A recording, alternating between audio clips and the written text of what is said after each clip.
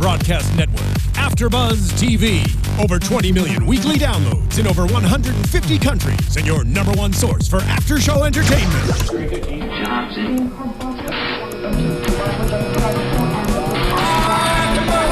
AfterBuzz TV, the destination for TV superfans, producing after shows for over 300 of your favorite TV shows, interviewing celebrities and showrunners, and bringing you behind-the-scenes exclusives. All thanks to E! Entertainment's Maria Menounos, producer Kevin Undergaro, and internet leader Akamai. Now, let the buzz begin!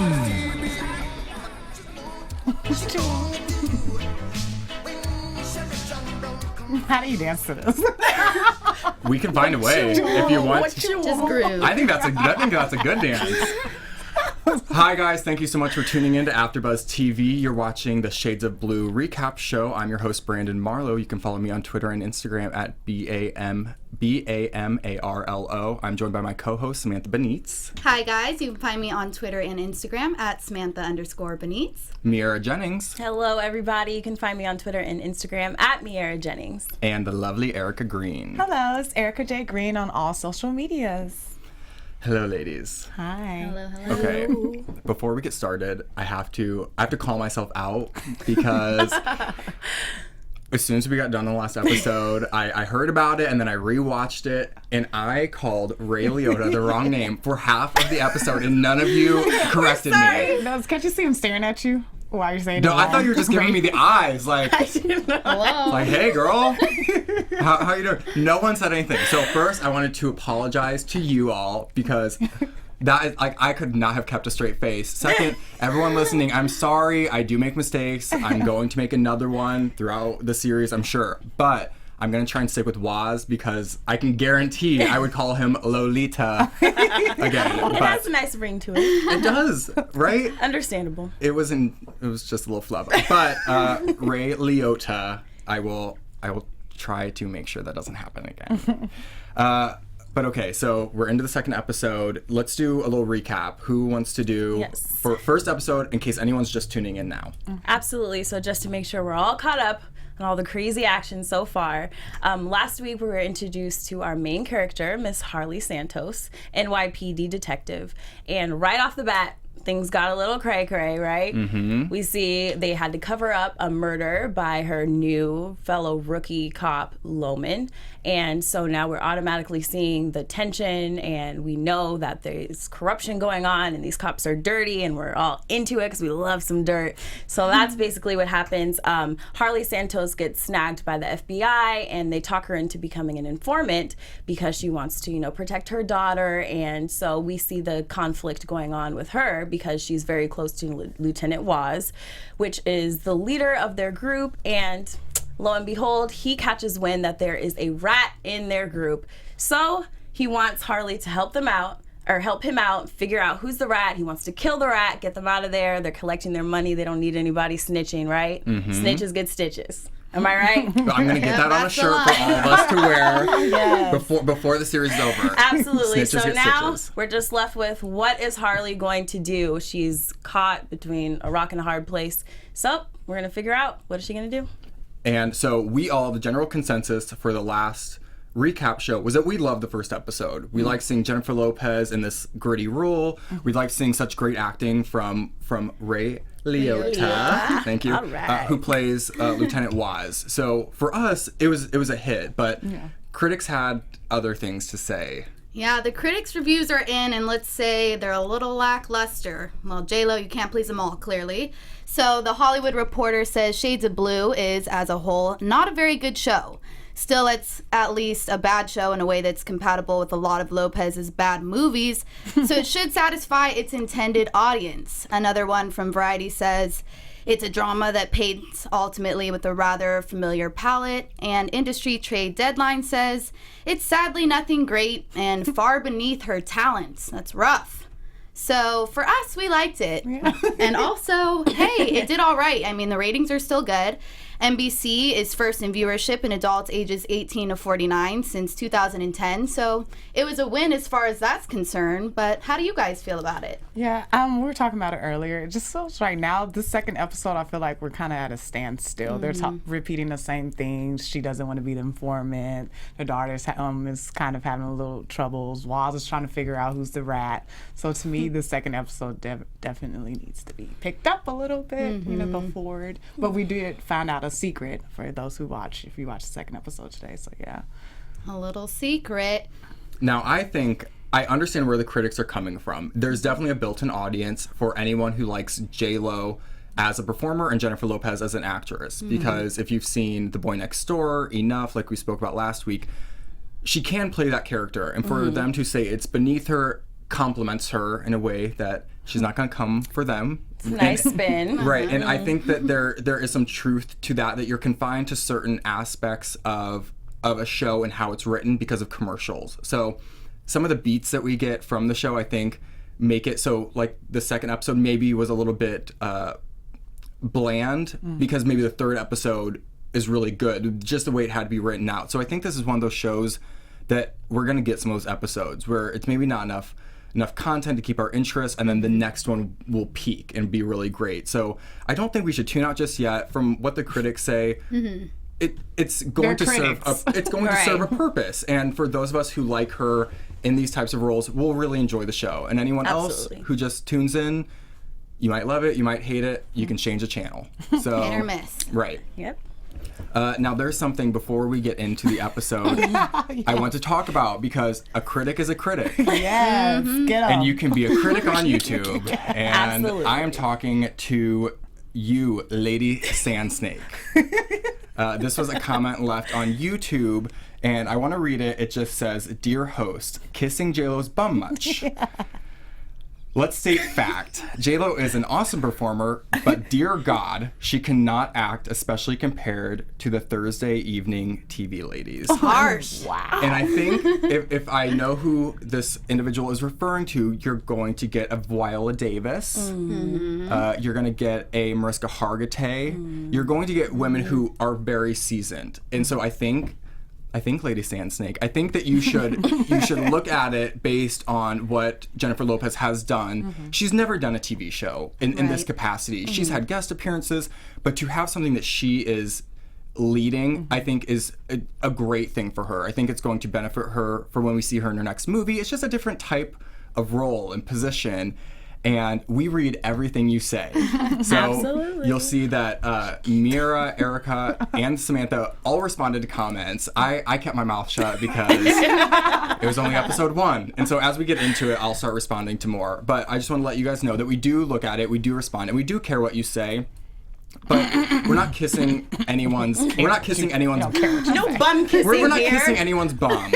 We are a Goodness. fan of Jennifer Lopez. That's why we're here. Definitely. When we sign up for these shows, there's something that piques our interest. For me, it was Jennifer Lopez, like I'm sure it was for you guys as well. Right. It was a big And Ray name. Liotta, Drea De Yeah. Matteo, Right. all three The working cast. together. And we're not comparing her. No. It's you watch the show to watch the show. We're not trying to compare her to Viola Davis or anyone Right. else on. Those But- are veterans. Yeah. you know? Right, but I will say to Lady Sandsnake that if Jennifer Lopez does something in the show we don't agree with, we will not just Praise all perpetuate day. Yeah. our love for Jennifer Lopez. We'll call her out on it. That's what we're here for. We're here to give you an honest opinion.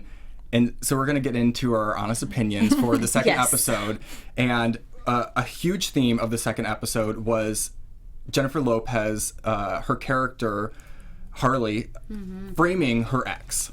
And that really shows you the foundation for her interactions and relationship with Ray Liotta's character Waz. And it kind of played out and took this whole episode over. Definitely. I mean, you see that she's been in an abusive relationship in the past, and clearly she wasn't able to get over that. So maybe there is a little something we don't know about why this man was sent to prison. Did he actually murder somebody, or was he set up because he's an abusive boyfriend and the father of her daughter, Christina? So that could have been something she was premeditating in order to save not only herself, but her position and her family. I think it's I think it's interesting that they show that part on this episode, because it also goes more to show the relationship between Waz and Harley. Now we see that he actually has something over Harley. Yep. Waz covered up the fact that she attempted to, frame her ex-boyfriend. So now, she's even in a bigger bind. You give up Waz, you're giving up yourself still. Yeah. So it's interesting to see how that's going to play out in the end. So absolutely, and I just loved seeing the fact that we got to see where she started and how they developed that relationship and why she even became this corrupt. I mean, I still don't want to see her as corrupt, but why she kind of got on the road to make the decisions she's making now. I think it's always nice to see where characters started out and how they got to the point that they're at. Nobody starts. Well, I don't think. I'm not a cop. I don't know, but nobody starts as a corrupt cop. There's always a decision to be made that leads them on that path. So I'm glad we got to see the backstory behind that finally. Yeah, you know what's interesting about your comment is that no one starts as a corrupt cop. I think that you have kind of a moral fiber, and you get into certain positions where you make tough choices. And her choice, as we saw from this episode, was to frame her ex to keep her and her baby safe. Right. Christina, you see that is really her driving factor in the series from episode 1 to episode 2. That's what is going to keep Jennifer Lopez's character Harley kind of focused on what needs to be done. Now, what's interesting is that he supports her doing that and more or less tells her, I'm speaking about Waz, tells her how to get rid of the evidence that could bring it back to her. And so it's foreshadowing the rest of the season, I think, of how he's helping her. And if I see what's happening in the past, it's kind of easy to predict the future. We see the relationship. We see that he's mentored her in the wrong direction, right? Absolutely. It's definitely safe to say. And I'm interested to know where their relationship started beyond just that point, because it seems that they had foundation of their friendship and familyness way before that. For him to put his career on the line just for some random officer, I'm interested to know the backstory more in depth. I feel like he sees so much potential in her because there was this conversation between this FBI personnel and Stahl, and basically she mentions to him, if Wozniak didn't get his hooks into her, you'd be working for her. So he obviously sees that she's got great potential and a lot going for her, but yet again, she's also got the biggest secrets, the most to lose, which makes her a perfect profile for an FBI informant. So it's clear to see why they'd go after her. Right. Now, for Ray Liotta's character, Wozniak, he makes a point to tell her that he handpicked his crew. So for, to kind of clarify some of these things, you saying, I want to see the backstory, I want to see kind of where that came from. I think that really is telling. When he said he picked it, he knew that she was in a position to where that's kind of where they began. If anything, from what we've seen in the first 2 episodes, that was probably their jumping off point to where that trust was being built, because you could see on her facial expressions and their interaction while he was interrogating her that she didn't know which way that conversation was going to go. So to me, they didn't have much of a relationship before that. If I'm just going based off that scene, that was probably when things started to happen. It was 2006, I believe it said on the tape. So 05. So based on Christina's age, would have been very small. I think that's where things really started to take off, and he started to give her a little bit direction. She started to take it the wrong way. And I think that's probably where the jumping off point is. And what's interesting about that is, as we saw in episode 1, that's kind of the role she took with Loman. When Loman shot the man, she advised him, okay, we're going to do this, we're going to cover it up. So it's cool to see that she kind of took after her, not father figure, but after Waz, after her mentor, and kind of showing the rookie how it's done, how to cover up some stuff. So I think that's really interesting comparison. Now, your mom is a police officer, or was retired now, correct? Yes. Now, does she ever talk about this? She knows that you're doing the show. Has she given you any insight as to... She was like, Erica, send me the link so I can check it out. And I was just like, yeah, Mom, you're going to love this show. She was like, yeah, if you need me to call in, I was like, yeah, we'll get back to you, Mom. We should have her call in. No, we definitely will. But yeah, she's long-winded with the talking, so we'll have to pull it back. But she has lots of insight. She was a police officer for 30-plus years, was a detective at the end of her career. So I've heard some crazy stories. Now, does she say when things like this happen, if you have a lieutenant or someone above you who works a certain way, is that typically the way that things are handled? So for this instance, Wozniak teaching Jennifer Lopez's character Harley kind of the ropes the wrong way, and now her perpetuating that with her rookie.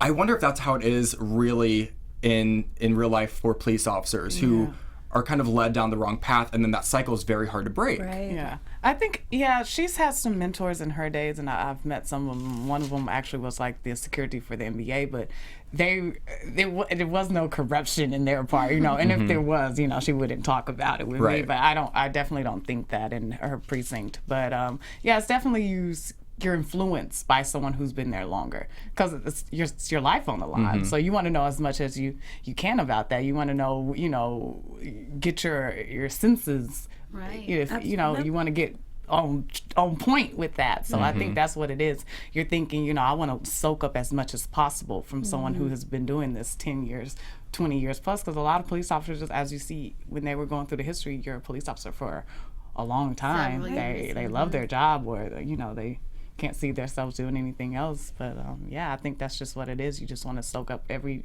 piece of knowledge that you can, so you can live, make it through, day by day. And they show that in these episodes. Every day their life is put on the line, which I couldn't fathom. You're going into work and you could possibly lose your life. I can't imagine. So I think that's why we connect with Harley so much, because we see that, and as I've coined them, crooked cops with a conscience, that she knows that she's not doing the right things, but she's really trying to do it for good reasons.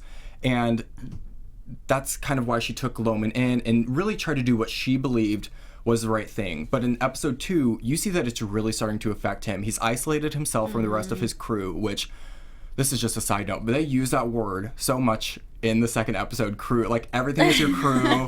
Your partners, like, are they not your friends? Anyway. Not the squad. A squad. Squad. It's like Taylor Swift. Your crew, your squad. Squad goals. Right, hashtag squad goals. That's what we'll start using on the official AfterBuzz Shades of Blue. But that is such a prominent aspect of this episode. Even though we don't see a lot of it, it's referenced a ton. Right. Where is Loman? What is he doing? Well, Loman is the one who essentially caught the shooter by getting the footage. But you see that internal conflict on the outside, because he is just kind of a shell. Even when approached by a fellow officer, they start to get into it a little bit. What did you guys think of that scene where they're almost fighting? It's interesting because he's referred to, even in joking ways, as a killer. They kind of just make fun of him for his whole circumstance of having shot someone dead on his second day of work. So you can see that eating away at him, because not only did he not do it, but he's having to cover up for Jennifer Lopez, who is his boss, and kind of teaching him the way. So if this is the justice he's learning, how does he go around it? It's going to be a really interesting thing to see how that develops, considering I feel like Loman has such a guilty conscience. It's only a matter of time before it breaks. I love what he said in his speech during their monologue, how he was like, I want to be a different type of cop. I see the way that y'all are doing things, and that works for you, but I want to be a different type of cop. Yeah, I made a mistake, but I want to rectify this going forward and be better than that. And I just love. I'm still trying to see why is he so relevant? I know I was thinking he's gonna be dead already. He's got one episode left. But now it's looking like he's gonna play like a pivotal part in all of this unfolding in the end. So I'm interested to see what's going down. What's his part, in this, all of this? Now, they're really using him for social commentary, as we spoke about last week, and something that's all over the news. Black Lives Matter, the cops killing African American teens walking down the street, cornered, not doing anything. And it's such a heavy issue that is really rooted in the first 2 episodes, because you see it still eating at Loman, the fact that he's an African American police officer who now has shot a black teenager or early adult who's just playing a video game. So you see, he was a criminal. He was a criminal, but at the time was not doing anything. And I think that's a lot of the chatter and a lot of the rationalization of a lot of these killings going on around the country, is that, well, they have a criminal record, or they were in this place doing something that could have been deemed criminal activity. Right. And it is, if you put yourself in a position to where to me, if you don't put yourself in a position to get shot doing something, it's less likely. Now, in this episode, we see he is a criminal, but he's just in his apartment. The one thing I wish that they would do differently is not have all the criminals on the show be African American or Right. minority. Yeah. Because a lot of the people who we see in real life are not minorities, Yeah. are Diverse. not. I think they need to start introducing some different aspects there. And I know that they're doing it as commentary on what's going on in society, and I think that that's great. The only way to get people to talk is to put it in entertainment now, because it's what society is rooted in is what's on TV. And so I think they're doing a good job with that, but I would like to see a little bit more diversity of the criminals, which Definitely. sounds silly. Most of but people shooting up places too. They're not only black, you know. Right. But yeah, you're definitely right on that. And maybe they will and come forth. We're only on second episode. We're talking Yeah, like, but I do have to give them props for actually incorporating a pretty well diverse cast, right? Definitely. Absolutely. I mean, the main characters are pretty diverse, so I'm glad to see something like that on network primetime TV. NBC's pretty good at that, actually. They too. are, They yeah. have a They are. good We were diversity. speaking about Law and Order SVU, that it is there is no one off limits on that show, and it is always very diverse. Yep. I just think with this show and this type of social issue right now, The and criminals need right, to. I think that is the only thing that we shouldn't be perpetuating on TV, and especially a new show like this that is led by a Hispanic woman. Obviously, that's diversity right there. Right. That not a lot of shows are being led by a Hispanic lead, which is phenomenal.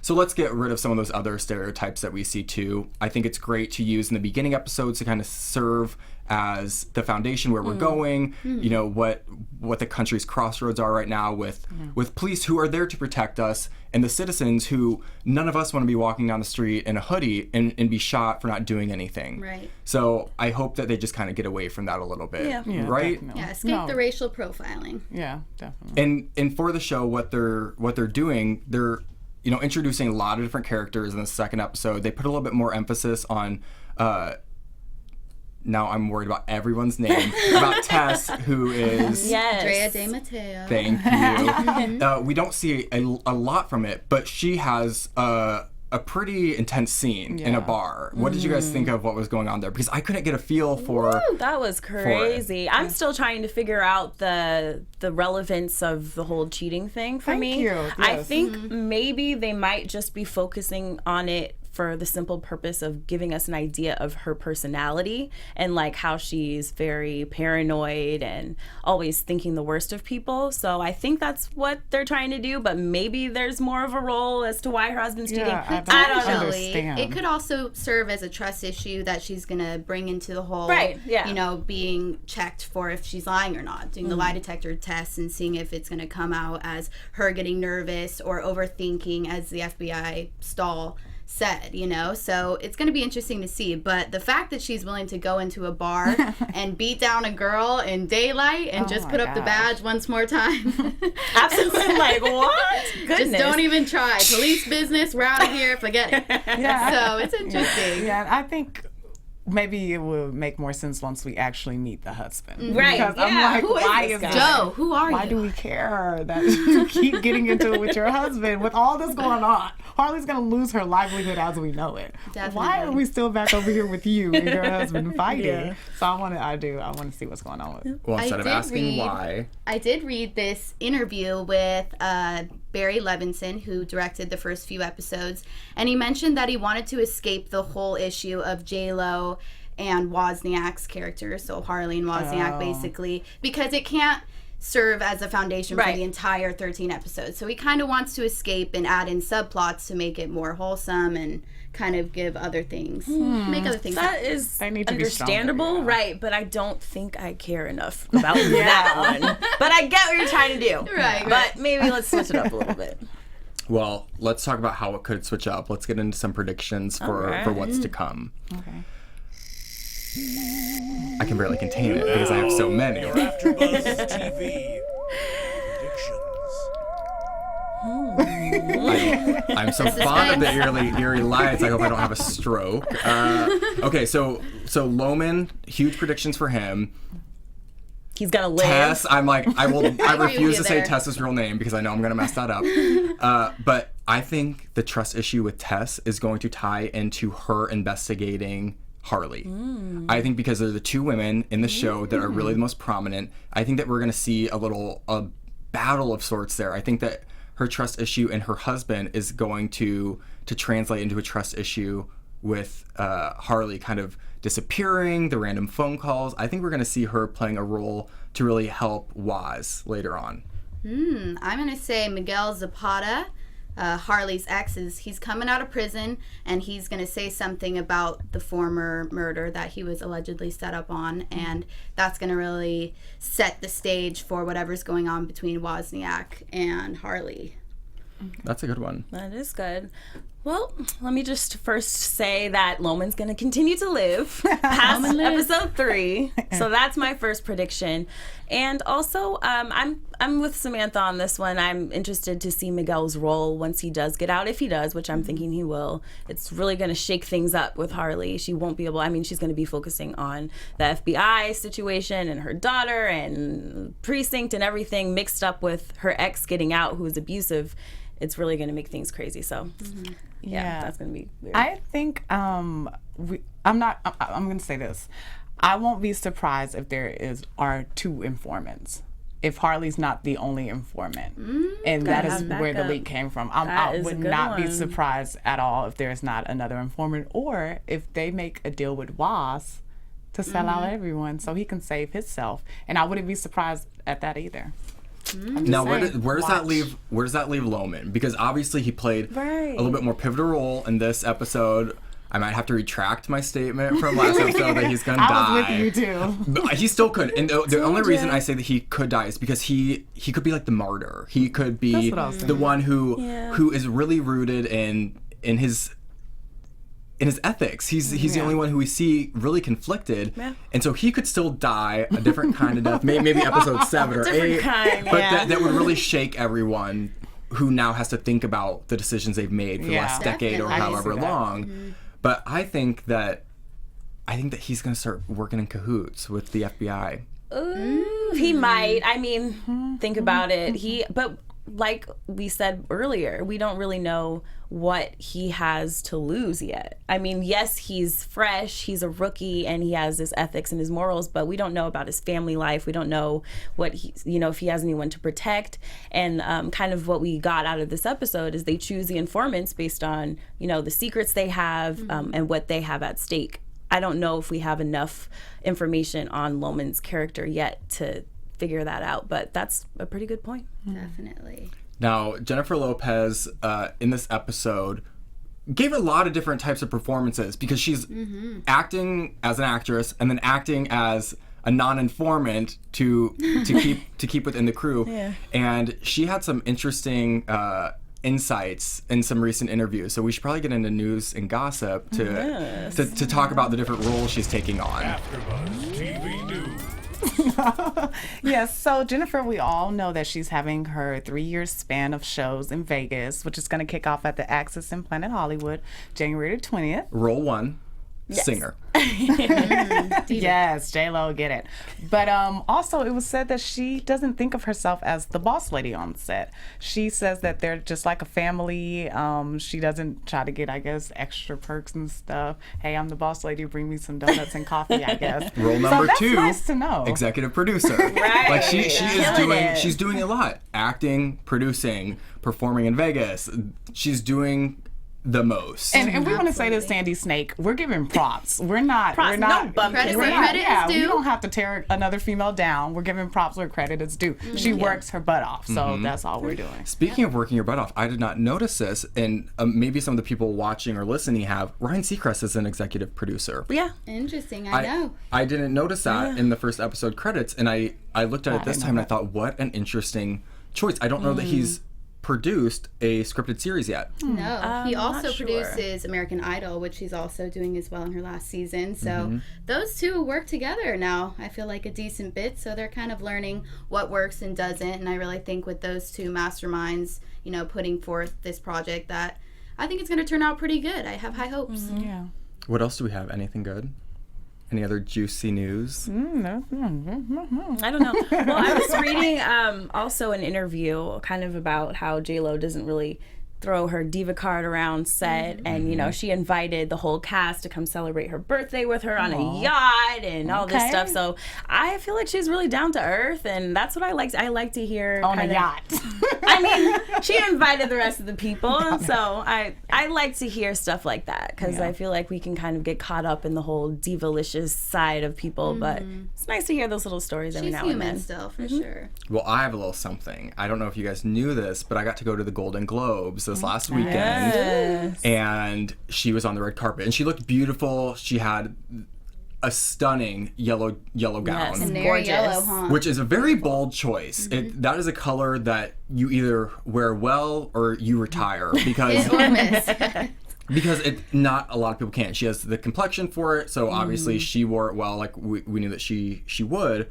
But she commented on her character on the show, Harley, saying that she wears more makeup to bed than Harley wears on the show. And she was done amazing for the Golden Globes. Anyone who's seen photos of her, a lot of people are saying online that it's the best she's ever looked in terms of makeup. That it was just enough that she is just aging beautifully, like aging at a good rate. But she also eats well. She exercises a lot. So I think there's something to say. Maybe we can take a note for Right. for Salmon and this veggies. The salmon Salmon and and veggies veggie all diet. day, every day. But God, it was just, she really was. Right, it's really nice to see the development of her fashion over time, and she's always kind of been like a fashion icon at these red Definitely. carpet events. She brings it. Absolutely, everything from that green low cut dress. Yes. Every single Making event. history Iconic. with that one. Right, Yes. everybody knows something. Don't y'all love how they dress her on the show though? It's so like downplayed. The Downplayed, sweaters. simple. But you know what? They Yes. still show some cleavage. I know, They- she looks good, Right? right? They have something for the men, a badass woman for the women watching, and so like a little sex pot for the men who are Yeah. watching And with their speaking wives. of that, let's talk about the sexual tension between Harley and all these boy. characters. Goodness, everybody wants a piece of Harley, right? The 88. Goodness. Doll. Get it, girl. I'm like, Harley is a hot topic. Hot She topic. is. All right, I like that analogy. A hot topic. They want the J-Lo down. They okay, want it, yes. they want to know what Yes. she's doing. I can't with y'all. But I do think that's going to be an interesting aspect of the show. Is why are they giving us these like little nuggets of love? Because you're getting it from all these different guys. Ray Liotta's character, a different kind of love, very paternal, fatherly. Great. So he's kind of ruled out. But then you have these other two, the FBI agent Stahl, who pins her up against the fence. Thirsty. She says, I'll do whatever you say. Like, she is just feeding into it. And then you get the ADA coming along, Right. just getting chatty Cathy. Just, he has something to Close and say. personal. And don't forget the boxer in episode 1, who she's hot and heavy with in the first few minutes. Hey, girl has the knees, okay? Right. So I think we'll see some of that develop. Jennifer Lopez is known for dating. She's been with a lot of people now, with Casper, Ben Affleck in the past. Who was Diddy. Diddy, P. yeah. Diddy? Who is the Mark Anthony? Mark I Anthony, always yes, get his her name mixed up. baby daddy. Max Right. and Emmy, her twins. Her ex-husband, right? Weren't they married? Yes. Yeah. So if you want to catch up on anyone that Jennifer Lopez has dated, just go ahead and head on over to Google. You'll be there for a while. But God bless, because I love a woman who wants to love and doesn't give up. And if you want to catch up on the show, head over to NBC.com, because I think they air full episodes and you can watch clips. There are photos. There's some interesting behind the scenes stuff. And if you want to catch up with us, you can go back and watch last week's episode. You can download it on iTunes for the audio version. Otherwise, YouTube is great because you can see our wacky facial expressions. Ashley Daniels, Kathy Kelly were AfterBuzz hosts that were on red carpet with Jennifer Lopez and Ray Liotta, so I'm sure they'll have some interviews coming up soon. Ooh. I wonder, Be on the that lookout for sounds those. good. could the people hear that? Yeah. Hello?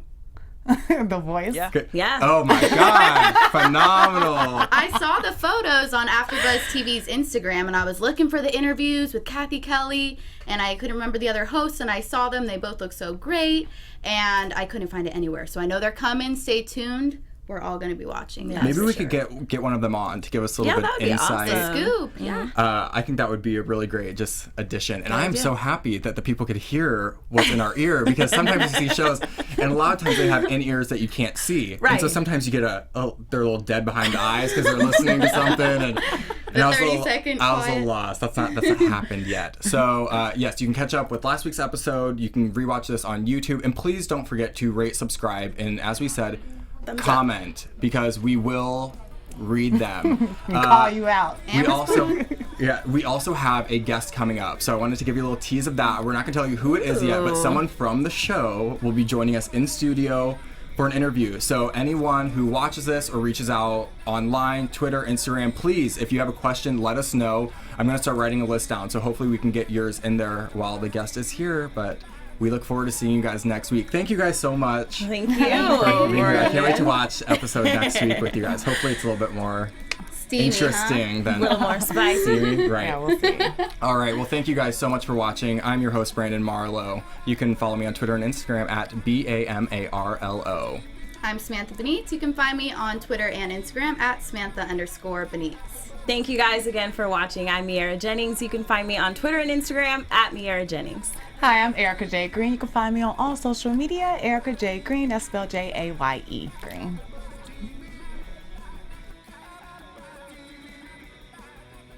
From executive producers Maria Menounos, Kevin Undergaro, Phil Svitek, and the entire AfterBuzz TV staff, we would like to thank you for listening to the AfterBuzz TV network. To watch or listen to other after shows and post comments or questions, be sure to visit AfterBuzzTV.com. I'm Sir Richard Wentworth, and this has been a presentation of AfterBuzz TV. Buzz you later. The views expressed herein are those of the hosts only and do not necessarily reflect the views of AfterBuzz TV or its owners or principals.